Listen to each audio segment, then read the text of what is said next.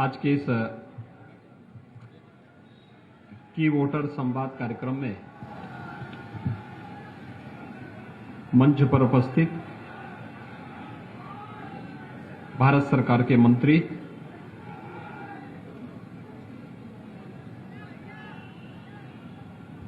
भारतीय सेना के पूर्व अध्यक्ष general doctor VK Singh ji,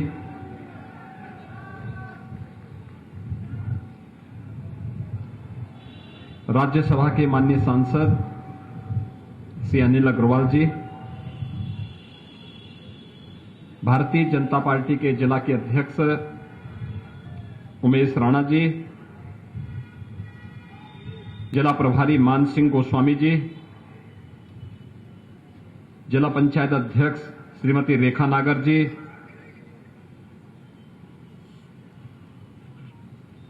विधायक श्री अभय वर्मा जी, विकास गुप्ता जी, ब्लॉक प्रमुख निशांत सिसोदिया जी, विधानसभा के प्रभारी अमित चौधरी जी, श्रीमती लज्जा रानी गर्ग जी, पवन त्यागी जी, हरीश अग्रवाल जी और भारतीय जनता पार्टी के लोकप्रिय प्रत्याशी श्री धर्मेश सिंह तोमर जी और उपस्थित भाइयों बहनों, धौलाना क्रांतिकारियों की धरती है। 1857 के प्रथम स्वातंत्र समर में धौलाना के क्रांतिकारियों ने भी देश की आजादी के लिए अपने आप को बलिदान किया था। और भाइयों बहनों, इसलिए धौलाना की क्रांति की इस धरा को जनपद हापुड़ के पवित्र धाम गढ़मुक्तेश्वर की इस पावन धरा को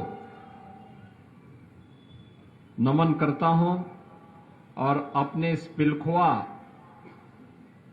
नगर के वासियों का अभिनंदन भी करता हूं।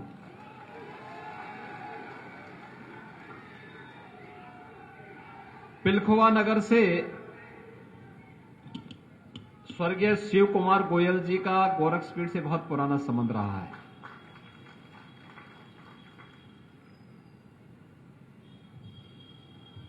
उनकी लेखनी उस कालखंड में भी राष्ट्रवाद की अलग जगाने का काम करती थी।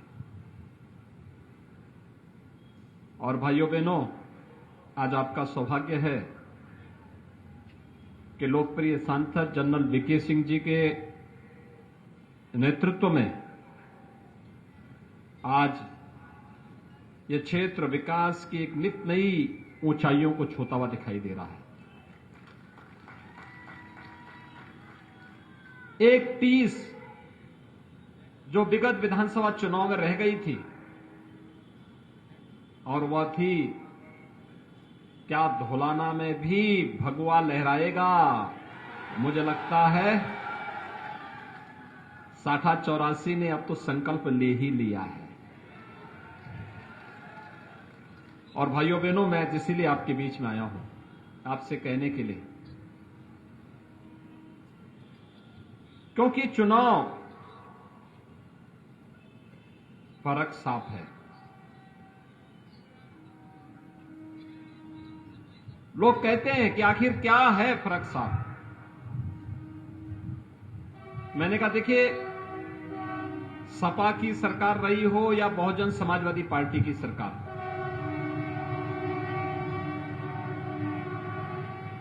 उनकी सोच परिवारवादी थी और उनका काम दंगावादी था। लेकिन भारतीय जनता पार्टी की डबल इंजन की सरकार सोच ईमानदार है तो काम दमदार भी है।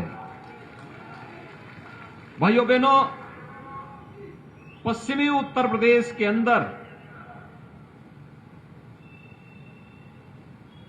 ये परिवर्तन और ये फर्क आपको स्पष्ट देखने को मिलता होगा। 2017 के पहले की स्थिति, 2017 के बाद की स्थिति।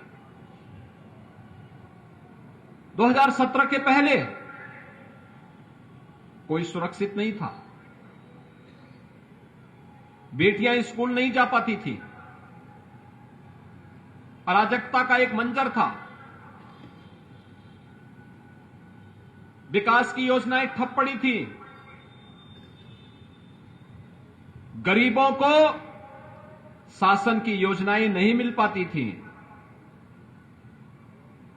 विकास का पैसा इत्र वाले मित्र के घर में आरसीसी की दीवालों में कैद हो जाता था।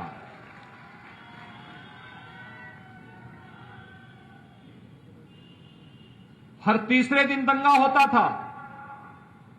मुजफ्फरनगर का दंगा, बुलंदशहर का उपद्रव, मेरठ का उपद्रव, सहारनपुर का दंगा, बरेली, मुरादाबाद, रामपुर, और कौन कौन कस्बे थे, कौन कौन नगर थे जहां दंगे नहीं होते थे। मुख्यमंत्री के सिर के नीचे लखनऊ में दंगे होते थे, लेकिन दंगाइयों के खिलाफ कार्रवाई नहीं होती थी। उन दंगाइयों के खिलाफ सपा की सरकार रही हो या बसपा की सरकार, उनकी संवेदना दिखती थी कि इनकी संवेदना उन दंगाइयों के प्रति है, दंगा पीड़ितों के प्रति नहीं है। और मुजफ्फरनगर तो कौन नहीं जानता। सचिन और गौरव की हत्या इसलिए हो गई क्योंकि वे लोग अपनी बहन की रक्षा करने के लिए पूछने के लिए गए थे कि भाई मेरी बहन स्कूल जाती है, क्यों उनको छेड़ते हो, क्यों परेशान करते हो, यही तो पूछा था उन नौजवानों ने। हत्या कर दी गई। कोई भी भाई अपनी बहन की रक्षा करने के लिए उस रक्षा सूत्र को, जो रक्षाबंधन के अवसर पर बहन बांधती है अपने भाई की कलाई पर, उसका दायित्व तो बनता है वो उसके बारे में पूछे। लेकिन सत्ता के संरक्षण में पलने वाले गुंडों ने सचिन और गौरव की किस निर्ममता के साथ हत्या की थी, इसको कौन भूल सकता है।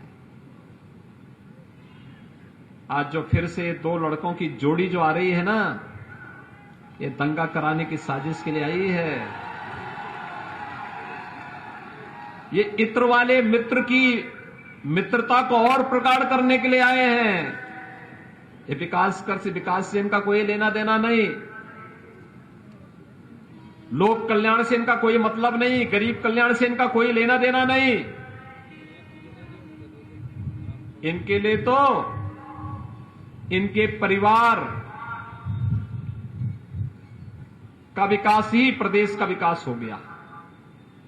और जब हमारी बात करते हैं तो हमारे लिए प्रदेश की 25 करोड़ जनता के चेहरे पर खुशहाली ही हमारी खुशहाली है। ये 25 करोड़ जनता ही तो हमारा परिवार है। और इसलिए भाइयों बहनों, मैं आपसे कहने के लिए आया हूं, 5 वर्ष तक भारतीय जनता पार्टी की डबल इंजन की सरकार ने बिना रुके, बिना थके, बिना झुके और बिना डगे राष्ट्रवाद, विकास और सुशासन के मुद्दे पर कार्य किया। बिना रुके और बिना डिगे और बिना झुके अनवरत यात्रा चलती रही। पहली बार आपने देखा होगा दंगाइयों के पोस्टर भी चौराहे पर लगते हुए देखे होंगे। उससे वसूली होते हुए भी देखा होगा और दंगाइयों को और पेशेवर अपराधियों को अपने गले में तख्ती लटका करके चलते हुए भी देखा होगा कि कैसे बकस दो एक बार बस। ये जो अभी चुनाव, शासन का कोई विकल्प नहीं हो सकता। जो समस्या पैदा करे वह सरकार नहीं हो सकती। सरकार तो समाधान होती है, समाधान। हर समस्या का समाधान जो दे वही सरकार है।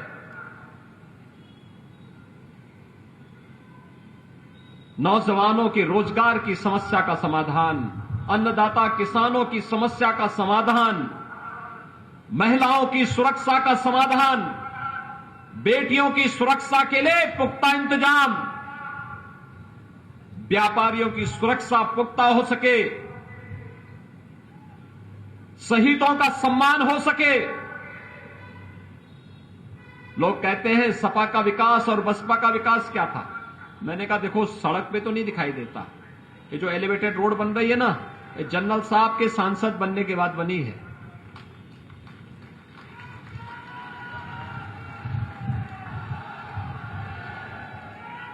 आखिर सपा बसपा की सरकार तो अंधेरा देती थी, बिजली नहीं थी,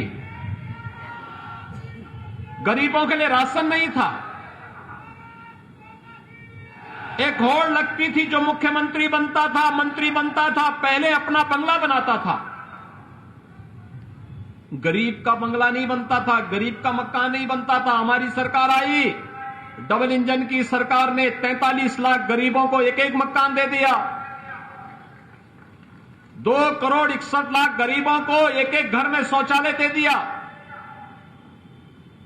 1 करोड़ वृद्धजनों को, विधवा महिलाओं को, दिव्यांगजनों को 12,000 रुपए सालाना पेंशन की सुविधा दे दी। 9 करोड़ गरीबों को 5 लाख रुपए का स्वास्थ्य बीमा का कवर दे दिया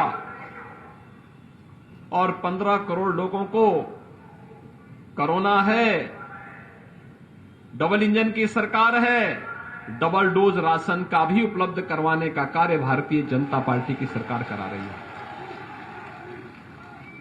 ये पैसा पहले कहां जाता था? ये पैसा पहले कहां जाता था? विकास का ये पैसा कहां जाता था? विकास उनका एजेंडे में है ही नहीं। उनका विकास तो विकास का ये पैसा लूट लूट करके और उसको फिर वे जमा करते थे। इत्र वाले मित्र के यहां जब जेसीबी चली थी तो आपने देखा होगा कैसे नोट की गड्डियां और पहाड़ निकल रहे हैं। मां लक्ष्मी भी कोसती होगी इन लोगों को कि कहां मेरा काम लोक कल्याण का था, मुझे आरसीसी की दीवारों में कैद करके रख दिया।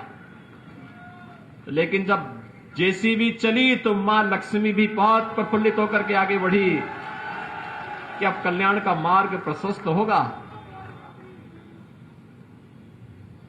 भाइयों बहनों, इनकी संवेदना गरीब के लिए नहीं है, किसान के लिए नहीं है, नौजवान के लिए भी नहीं है और बेटियों की सुरक्षा के लिए भी नहीं है। इनकी संवेदना तो पेशेवर माफिया और अपराधियों के प्रति है। आपने देखा होगा कोरोना कालखंड में सपा बसपा कांग्रेस का कोई नेता नहीं आया होगा। आपके लिए जनरल साहब आए होंगे, भाजपा के पदाधिकारी आए होंगे, धर्मेश जी आए होंगे, अनिल जी आए होंगे, इसके अलावा कोई अन्य आपके बीच नहीं आया होगा उस समय। ये सभी नेता होम आइसोलेशन में थे। तो इस समय जब आए तो उनको यही बोलने की आवश्यकता है। आपने जिन्हें पिछली बार विधायक बनाया था वे दल बदल कर रहे थे, भाग रहे थे इस पार से उस पार, उस पार से इस पार। पिछली बार वे यही कर रहे थे और आगे भी उनको यही करना है। वे अभी से फिर से अपना रास्ता बना रहे हैं।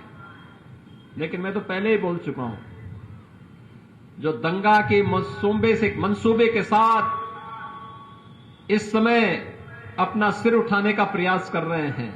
5 वर्ष तक ये सभी लोग बिलों में घुसे थे, दुबके हुए थे। जो थोड़े बहुत कभी सब्जी के लिए निकलता था, पुलिस पकड़ती थी, अगले दिन गले में तख्ती लगा करके आता था, कहा साहब बकस दो, बस सब्जी बेच करके अपना परिवार का भरण पोषण कर लेंगे। आप 10 मार्च के बाद देखना फिर इनके गले में फिर वही तख्ती लटकती भी दिखाई देगी। और फिर एक गर्मी जो अभी किराना में और मुजफ्फरनगर में कुछ जगह दिखाई दे रही है ना, ये सब शांत हो जाएगी इसके बाद। क्योंकि गर्मी कैसे शांत होगी, ये तो मैं मई और जून में भी इसको बहुत शिमला बना देता हूं।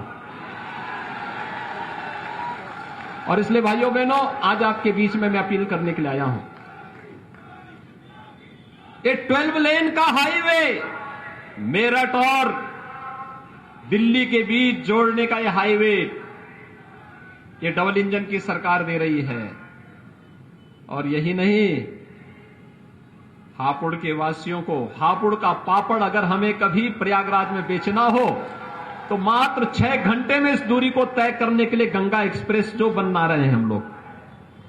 सुबह निकले यहां से 6 बजे, यहां से निकले, मध्याह्न में 12 बजे प्रयागराज संगम में स्नान किया और फिर वहां से 2 बजे चले, रात्रि को 8 बजे अपने घर में हापुड़ में। ये डबल इंजन की सरकार का लाभ है। ओलंपिक में भी हमारे युवा पदक प्राप्त करेंगे। स्पोर्ट्स यूनिवर्सिटी यही मेरठ पे हम लोग दे रहे हैं। सपा बसपा की सरकार में तमंचे की फैक्ट्री लगती थी और हम लोग डिफेंस कॉरिडोर दे रहे हैं। डिफेंस कॉरिडोर, यहां जो तोप बनेगी और यहां का नौजवान जब उस तोप के ऊपर चढ़ करके पाकिस्तान की सीमा में उसको दहाड़ेगा तो दुश्मन का काम तमाम हो जाएगा। भाइयों बहनों, सोच देख सकते हैं और उसी सोच को लेने के लिए, देने के लिए आज एक बार फिर मैं आपके पास आया हूं, आप सबसे अपील करने के लिए। कोरोना में हो सकता है चुनाव आयोग बड़ी रैली करने की अनुमति न दे। अपार उत्साह है। आज मैं प्रातःकाल बुलंदशहर में था, अलग अलग विधानसभा क्षेत्रों में था। क्या उत्साह है, क्या उमंग है। जनता चुनाव लड़ रही है। जब जनता आगे हो और नेता पीछे हो, मान करके चलो लोक कल्याण का मार्ग प्रशस्त हो रहा है। यही लोकतंत्र है। जनता उत्साह के साथ है, एक ही संकल्प है, डबल इंजन की सरकार आनी ही चाहिए। भारतीय जनता पार्टी नेतृत्व की सरकार आनी ही चाहिए। और उसको लेने के लिए ये जो नेता गुमराह कर रहे हैं, जिनकी टोपियां रंगी हुई हैं मुजफ्फरनगर के दंगों के और राम भक्तों पर गोलियों से, उन लोगों को जनता के बीच में आने का तो कोई नैतिक अधिकार होना ही नहीं चाहिए। कोई नैतिक अधिकार नहीं होना चाहिए। लेकिन लोकतंत्र है, वे अपनी बात बोलें। लेकिन भाइयों बहनों, गुमराह होने की आवश्यकता नहीं, जनता को बताने की आवश्यकता है। एक ही बात बता देने की आवश्यकता है। जब इनको अवसर मिला था तब बिजली नहीं दी, आज फ्री की बात करते हैं। तब तो दी नहीं, तब दंगा करवाते थे और अंधेरा इसलिए भी करवाते थे जिससे इनके गुंडे दंगा करा करके फिर आग लगा सके। यही तो करवाते थे। मुजफ्फरनगर का दंगा हो, कोसी कला का दंगा हो, मेरठ का उपद्रव हो, बुलंदशहर का उपद्रव हो, और इनको लगता है कि चुनाव में प्रत्याशी बना देंगे तो ये दंगाई सुरक्षित हो जाएंगे। अगर प्रदेश की जनता जनार्दन की सुरक्षा के साथ किसी ने खिलवाड़ किया तो ये वो भी जानता है कि डबल इंजन की सरकार इसको भी स्वीकार नहीं करेगी। और भाइयों बहनों, आज आप सबको यही आश्वस्त करने के लिए मैं आया हूं, कोरोना के प्रोटोकॉल का हम पालन करेंगे। आज उत्तर प्रदेश 26 करोड़ वैक्सीन की डोज देने वाला देश का पहला राज्य होगा जो 26 करोड़ डोज वैक्सीन की दे चुका है। वैक्सीन कोरोना का कवच है। कितने लोगों ने वैक्सीन ली है? ये फ्री वैक्सीन, सबको वैक्सीन है। कोरोना का सबसे बेहतर बचाव।